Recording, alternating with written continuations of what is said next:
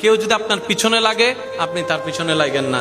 কেউ গালি দিলে উত্তর দিতে যায়েন না। কেউ আপনার নামে সমালোচনা বদনাম করলে শুনো কষ্ট লাগলো চুপ করে থাকবেন, পাল্টা উত্তর দিতে যায়েন না। কেউ আপনার ব্যবসা লস করার জন্য যদি প্ল্যানিং করতে থাকে ধরতে পারলেও তাকে অপরাধী বানায়েন না।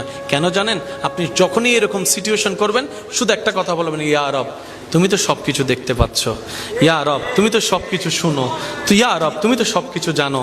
আল্লাহ আমি তোমার দিকে তাকাই তোমার হুকুমের অপেক্ষা করছি। আমার হাত আছে আমি তাকে মারবো না, আমার মুখ আছে আমি তাকে বাজে কথা বলবো না। আল্লাহ আমার সব আছে তার ক্ষতি করার জন্য 100টা মানুষ কিনে মারতে পারবো, আমি সেটা করব না, কারণ করলে তো তুমি নারাজ হবা। আল্লাহ আমি তোমাকে খুশি করতে চাই, তোমাকে রাজি করতে চাই। দুনিয়া আমার দুশমন হোক আমি তোমাকে রাজি করতে চাই। একবার বলে দেখেন, দেখেন আল্লাহ পাক আপনার পক্ষ হয়ে এমন এমন কাজ করবে যেখানে কোনো প্রমাণও থাকবে না, জয় আপনার হয়ে যাবে, সম্মান আপনার হয়ে যাবে, রিজিক আপনার বরাদ্দ হয়ে যাবে বেশি আকারে। সুবহানাল্লাহ।